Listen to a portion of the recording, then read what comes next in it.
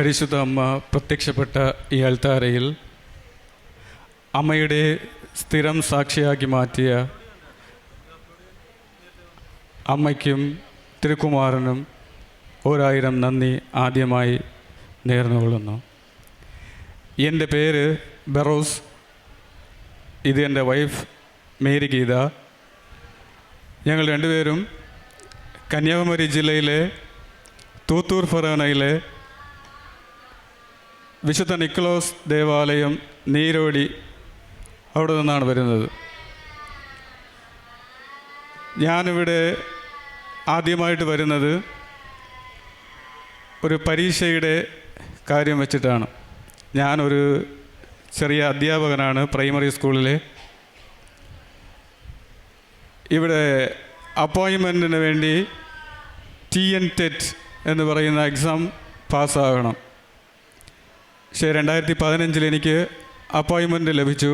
പക്ഷേ ഒരു നിബന്ധനയോടെയാണ് അപ്പോയിൻമെൻറ്റ് തന്നത്. വരുന്ന ഒരു കൊല്ലത്തിനുള്ളിൽ അത് എഴുതി കംപ്ലീറ്റ് ചെയ്തിരിക്കണം എന്നുള്ള നിബന്ധന. ഞാൻ ഒത്തിരി ട്രൈ ചെയ്തു. 10 കൊല്ലം ഇതിനു വേണ്ടി പ്രയത്നിച്ചു. ഒത്തിരി പ്രിപ്പയർ ചെയ്തു, പഠിച്ച് എക്സാം എഴുതി. എല്ലാം എൻ്റെ മെറിറ്റിലാണ് എക്സാം എഴുതിയത്. പക്ഷേ അതിൽ യാതൊരു ഫലവും എനിക്ക് കിട്ടിയില്ല. എന്നിട്ട് 2022 കൃപാസനത്തെക്കുറിച്ച് അറിയുകയും ഇവിടെ കടന്നു വരികയും ഉടമ്പടി എടുക്കുകയും അതുവഴി പ്രാർത്ഥിക്കുകയും ചെയ്തു. എന്നാൽ ആദ്യത്തെ ഉടമ്പടിയിൽ തന്നെ എനിക്ക് എക്സാം ഉണ്ടായി. അതിലും എനിക്ക് കിട്ടിയില്ല. അപ്പോൾ ആദ്യത്തെ ഉടമ്പടി കുറച്ചൊക്കെ മനസ്സിലാക്കി വരാൻ കുറച്ച് കാലതാമസം എടുക്കുകയുണ്ടായി. എന്നിട്ടത് പുതുപ്പിച്ചിട്ട് വീണ്ടും നിയോഗം വെച്ച് പ്രാർത്ഥിച്ചു. അപ്പോൾ എക്സാം അനൗൺസ് ചെയ്തു. അതിനുവേണ്ടി പ്രിപ്പയർ ചെയ്യാൻ വേണ്ടി റെഡിയായി. ആ സമയത്ത് ഞാനൊരു BLO കൂടെയാണ്, ഇലക്ഷൻ കമ്മീഷൻ്റെ ഒരു BLO കൂടെയാണ്. ആ സമയത്താണ് SIR എന്ന് പറയുന്ന പരിപാടി കടന്നു വന്നത്. പിന്നെ അതാണെങ്കിൽ രാവിലെ തുടങ്ങിയ ജോലി ഞാൻ ചിലപ്പോൾ തീർക്കുന്നത് രാത്രി 4 മണി 3 മണി ഇങ്ങനെയൊക്കെയാണ്. അത്രയ്ക്കും പ്രഷറാണ് ഞങ്ങളുടെ മേലുദ്യോഗസ്ഥർ. 1.5 മാസം കൊണ്ട് ചെയ്തു തീർക്കേണ്ട ജോലി പക്ഷേ അവർ എന്ത് ചെയ്യുന്നു വെച്ചാൽ 25 ദിവസത്തിനുള്ളിൽ ഞങ്ങളെക്കൊണ്ട് ചെയ്യിപ്പിച്ചു. അത്രയ്ക്കും പ്രഷറായിട്ട് ചെയ്തു. അപ്പോൾ രാവിലെ 7 മണിക്ക് തുടങ്ങും, രാത്രി വരെ ഫുള്ളായിട്ട് ഇതുതന്നെ ജോലി. അപ്പോൾ അങ്ങനെ ചെയ്തിട്ടും അവർക്ക് തൃപ്തിയില്ലായിരുന്നു. ഈ സമയങ്ങളിലൊക്കെ എനിക്ക് പഠിക്കാനുള്ള സൗകര്യവുമില്ല, ഒന്നുമില്ല. അപ്പോൾ കുറേ ദിവസങ്ങൾ കഴിയുമ്പോൾ എനിക്ക് ഒരു പേടി തോന്നി, ഈ പരീക്ഷ എങ്ങനെ പാസ്സാകും. അതിനിടയ്ക്ക് തന്നെ കോർട്ടിൻ്റെ ഒരു ഓർഡർ കൂടെ ഉണ്ടായിരുന്നു. അടുത്ത 2 കൊല്ലത്തിനുള്ളിൽ അത് ക്ലിയർ ചെയ്തില്ലെങ്കിൽ അവരത്ര പേരെയും പിരിച്ചുവിടും എന്നുള്ള ഒരു ഓർഡർ കൂടെ ഉണ്ടായിരുന്നു. അപ്പോൾ ഇതും കൂടെ കടന്നു വന്നപ്പോൾ വീണ്ടും മനസ്സിന് നല്ല പ്രയാസമുണ്ടായി. ഇതെങ്ങനെ ചെയ്യും എന്നുള്ള രീതിയിലായി. അപ്പോൾ രാവിലെ 5 മണിക്ക് എണീക്കും. ബാക്കിയുള്ള കാര്യങ്ങളൊന്നും മുടക്കമില്ലാതെ ചെയ്തുകൊണ്ട് പോയിരുന്നു. 5:30 പ്രത്യക്ഷീകരണ പ്രാർത്ഥന ചൊല്ലും. പിന്നെ പള്ളിയിൽ പോകും, രാവിലെ പള്ളിയിൽ പോകും. വൈകുന്നേരം അല്ലെങ്കിൽ രാത്രിയാകുമ്പോൾ ജപമാല, ബൈബിൾ വായന, ഇതൊന്നിനും മുടക്കമില്ലാതെ ബാക്കിയുള്ള എല്ലാ കാര്യങ്ങളും ചെയ്തുകൊണ്ടിരുന്നു. അങ്ങനെ എക്സാം വന്ന് അപ്പോൾ എക്സാം എഴുതണ്ട എന്നുള്ളൊരു കോൺസെപ്റ്റിലായി അവസാനം.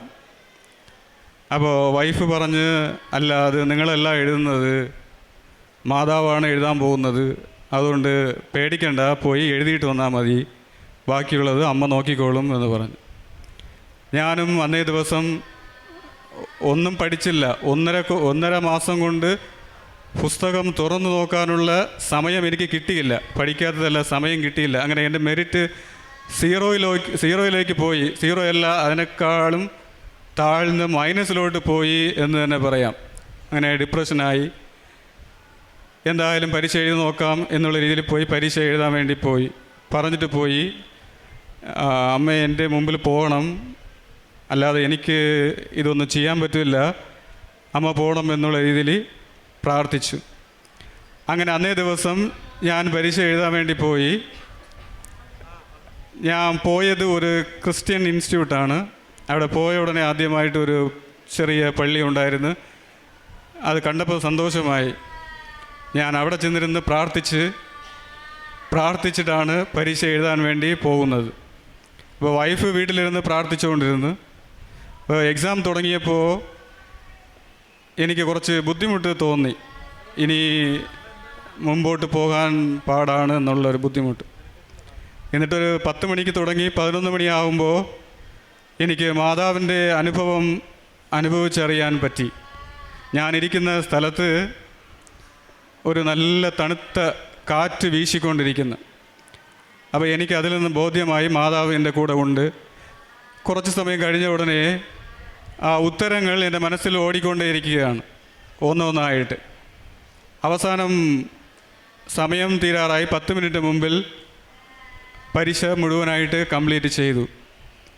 അങ്ങനെ വന്നു, റിസൾട്ട് വന്നപ്പോൾ ഞാൻ പാസ്സായി.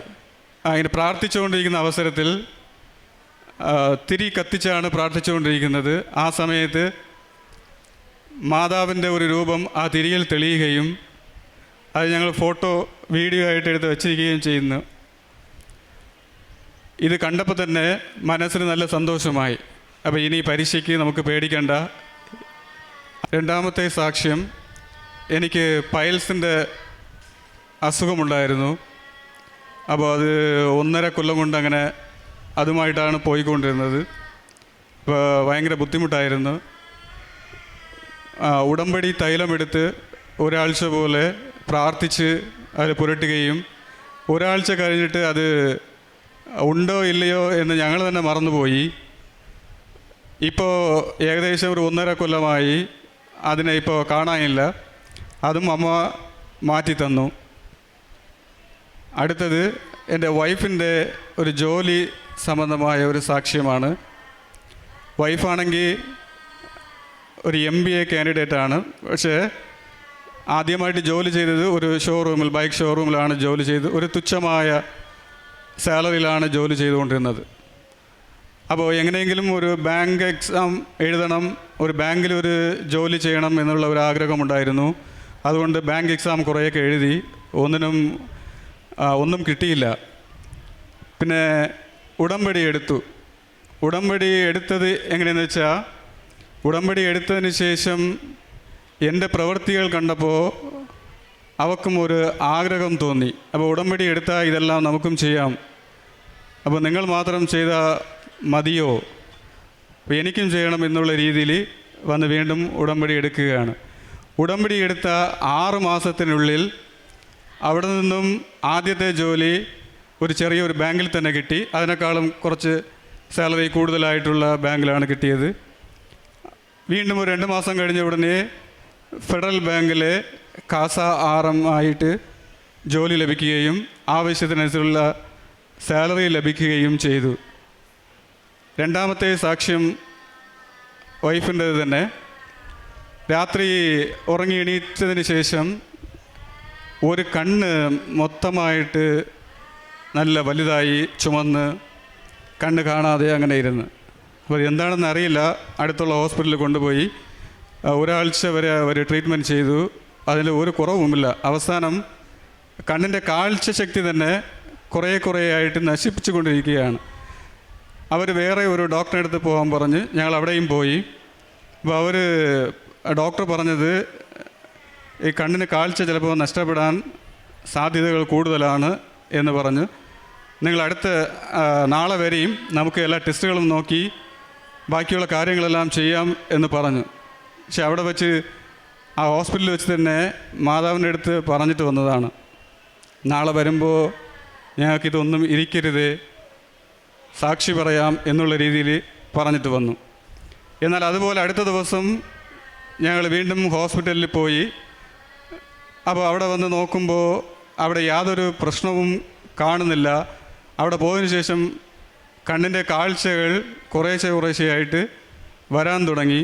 അപ്പോൾ 2 ദിവസം കഴിഞ്ഞപ്പോൾ മുഴുവനും കണ്ണിൻ്റെ കാഴ്ചശക്തി മുഴുവനും കിട്ടി. അങ്ങനെ 2ാമത്തെ അത്ഭുതവും മാതാവ് ഞങ്ങൾക്ക് ചെയ്തു തന്നു. 3ാമത്തെ അത്ഭുതം എന്തെന്ന് വെച്ചാൽ ഒരു മൈഗ്രെയിൻ്റെ അസുഖമുണ്ടായിരുന്നു. അത് കുറേ കാലമായി, ഏകദേശം 15 കൊല്ലത്തിൻ്റെ മുകളിലാണ്. അത് വന്നാൽ പിന്നെ ആളിനെ പിടി കിട്ടത്തില്ല, ബെഡിലാണ് ഫുള്ളായിട്ട്. അപ്പോൾ അങ്ങനെ കുറേ വർഷങ്ങളായിട്ട് ഇതുമായിട്ട് പല ട്രീറ്റ്മെൻറ്റുകളും ചെയ്യുന്നുണ്ട്. എന്നാലും യാതൊരു കുറവുകളുമില്ല. പിന്നെ മെഡിസിൻ കൂടുതലായിട്ട് ചെയ്യാനും പറ്റാത്ത അവസ്ഥയാണ്. മെഡിസിൻ്റെ അലർജിയും ഉണ്ടായിരുന്നു. ഇങ്ങനെയൊക്കെ ഇരുന്ന സമയത്ത് ഈ ഉടമ്പടി തൈലവും ഉടമ്പടി ഉപ്പും എല്ലാ ദിവസവും എടുക്കും. ആഹാരത്തിലായാലും ശരി, പ്രാർത്ഥിക്കുമ്പോഴും ശരി, എല്ലാ ദിവസവും ഉപയോഗിക്കാറുണ്ട്. അപ്പോൾ ഇത് ഇതിനു വേണ്ടി ഉപയോഗിച്ചതിന് ശേഷം ഇതുവരെ ഇന്ന് ഏകദേശം 1.5 കൊല്ലത്തിൻ്റെ മുകളിലായി. ഇതുവരയ്ക്കും ഈ അസുഖങ്ങളൊന്നും വന്നിട്ടില്ല. അങ്ങനെ 3ാമത്തെ അത്ഭുതവും അമ്മ മാതാവ് ഞങ്ങൾക്ക് ചെയ്തു തന്നു. ഇത്രയും വലിയ അത്ഭുതങ്ങൾ ചെയ്തു തന്ന മാതാവിന് നന്ദി. പിന്നെ ഞങ്ങളുടെ പ്രേക്ഷിത പ്രവർത്തനം, ഞങ്ങളാണെങ്കിൽ ഇവിടുന്ന് പത്രം വാങ്ങിച്ചിട്ട് പോയിട്ട് എല്ലാ ദിവസവും വീട്ടിൽ വെച്ചിട്ട് പ്രാർത്ഥിക്കും. അങ്ങനെ പ്രാർത്ഥിച്ചിട്ട് ബൈക്ക് എടുത്തിട്ട് പോകും. ആ പ്രാർത്ഥിക്കുമ്പോൾ തന്നെ ഇത് എവിടെ പോകണം എന്നുള്ളത് കാണിച്ചു തരണം എന്ന് ചോദിച്ചിട്ടാണ് അന്നത്തെ യാത്ര തുടങ്ങുന്നത്. അങ്ങനെ പ്രാർത്ഥിക്കുമ്പോൾ തന്നെ അത് ആരുടെ കയ്യിൽ എത്തണമോ ആ ഏരിയ, ആ സ്ഥലങ്ങളൊന്ന് മനസ്സിൽ വന്നു പോകും. അവിടെ തന്നെ കൊണ്ട് കൊടുക്കും. എന്നാൽ അവിടെ ഉള്ള ജനങ്ങൾക്കും മക്കൾക്കും അത് നല്ല ഉപയോഗമുള്ളതായി അവിടെ നിന്നും കുറേ ആളുകൾ ഉടമ്പടി എടുക്കാനും ആത്മീയ ജീവിതത്തിൽ വരാനും സാധിച്ചു. ധ്യാനങ്ങൾ, ഉടമ്പടി ധ്യാനം എല്ലാ ആഴ്ചയും മുടങ്ങാതെ കൂടാറുണ്ട്. സാക്ഷ്യങ്ങൾ ഷെയർ ചെയ്യാറുണ്ട്, സ്റ്റേറ്റസ് ഇടാറുണ്ട്. ഞാൻ നേരത്തെ പറഞ്ഞതുപോലെ 0 ആത്മീയ ജീവിതം. ഞാൻ പള്ളിയിൽ കയറിയിട്ട് തന്നെ കുറേ വർഷങ്ങളായി. അങ്ങനെ പള്ളിയിൽ പോയാലും പുറത്ത് നിന്നിട്ട് ഫ്രണ്ട്സിൻ്റെ കൂടെ സംസാരിച്ചിട്ട് വരുന്ന ഒരു വ്യക്തിയാണ്. എന്നാൽ എന്ന് ഉടമ്പടി എൻ്റെ ജീവിതത്തിൽ കടന്നു വന്നോ, എന്ന് ഞാൻ അറിഞ്ഞോ, എന്ന് ഈ മണ്ണ് ചവിട്ടിയോ, അന്നേ ദിവസം മുതൽ എൻ്റെ ആത്മീയ വളർച്ച കുത്തനെ ഉയർന്നു. എല്ലാവരും അതിശയിക്കുന്ന രീതിയിൽ എൻ്റെ ആത്മീയ വളർച്ച ഉണ്ടായി. എല്ലാ ദിവസവും പള്ളിയിൽ പോകും, എല്ലാ ദിവസവും ദിവ്യകാരുണ്യം സ്വീകരിക്കും. അങ്ങനെ എൻ്റെ ആത്മീയ വളർച്ച ഉയർന്നു. അതുപോലെ വൈഫും അങ്ങനെയാണ്. എല്ലാ ദിവസവും ഇതുവരെയും ഞങ്ങൾ ഉടമ്പടിയിൽ വന്നിട്ട് 1-2 ദിവസം മാത്രം പള്ളിയിൽ പോകാത്ത ദിവസമുണ്ടായിരിക്കും. അതും ഇവിടെ ഇങ്ങനെ വരുമ്പോൾ ചിലപ്പോൾ അത് മിസ്സാകാറുണ്ട്. അല്ലാത്ത ദിവസം ഒരു ദിവസം പള്ളിയിൽ പോയില്ലെങ്കിൽ ഏതെങ്കിലും ഒരു പള്ളിയിൽ തിരക്കി അന്നേ ദിവസം കുർബാന കണ്ടിട്ട് തന്നെ ബാക്കിയുള്ള ജോലികളെല്ലാം ചെയ്യാറുണ്ട്. അങ്ങനെ ആത്മീയ ജീവിതം വളർന്നു. പിന്നെ കാരുണ്യ പ്രവൃത്തികൾ ഞങ്ങൾ 2 പേരും പിന്നെ ഞങ്ങളുടെ കൂടെ ഉള്ള ഈ വേറെ 2 പേര്, അങ്ങനെ 4 പേരായിട്ട് ചേരും, അല്ലെങ്കിൽ ഞങ്ങൾ 2 പേരായിട്ട് ഈ വൃദ്ധമന്ദിരങ്ങൾ,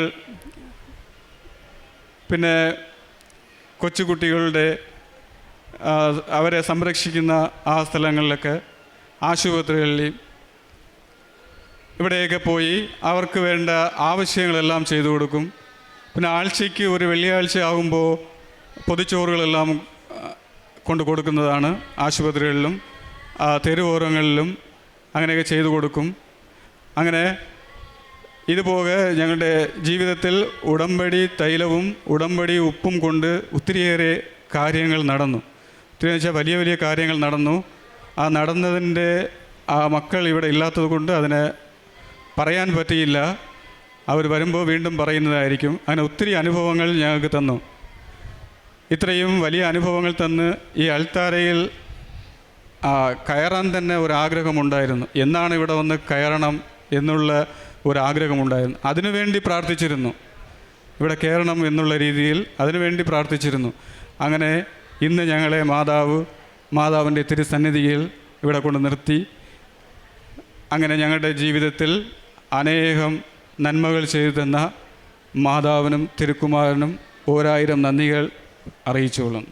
യെശയ്യാ പ്രവാചകൻ്റെ പുസ്തകം 35-ാം അധ്യായം 10-ാം തിരുവചനം. കർത്താവിൻ്റെ വീണ്ടെടുക്കപ്പെട്ടവർ തിരിച്ചു വരികയും ഗാനാലാപനത്തോടെ സിയോനിൽ പ്രവേശിക്കുകയും ചെയ്യും. നിത്യമായ സന്തോഷത്തിൽ അവർ മുഴുകും. അവർ സന്തോഷിച്ചുല്ലസിക്കും. ദുഃഖവും നെടുവീർപ്പും അകന്നുപോകും. ബെറോസ്, മേരിഗീത എന്ന ഈ ദമ്പതികൾ ഇവിടെ വന്ന് പ്രത്യക്ഷീകരണ സാക്ഷ്യമേറ്റു പറയുന്നത് വലിയ വലിയ സങ്കടങ്ങളുടെ കണക്കിൽ അവർക്ക് ഈശോയ്ക്കും അമ്മയ്ക്കും നന്ദി പറയാൻ വേണ്ടിയാണ്. 10 വർഷത്തോളം പഠിച്ച് ഒരുങ്ങിയിരുന്ന ഒരു കേറ്ററ്റ് പരീക്ഷ, ടെറ്റ് എന്ന തമിഴ്നാട് ടെറ്റ് പരീക്ഷ ഒരുങ്ങിയിരിക്കുമ്പോഴാണ് അദ്ദേഹത്തിന് വലിയ ഒരു പ്രതിസന്ധി എന്ന BLO ചാർജ്, ഇലക്ഷൻ കമ്മീഷൻ്റെ ചാർജ് അദ്ദേഹത്തിനുണ്ടാകുന്നത്.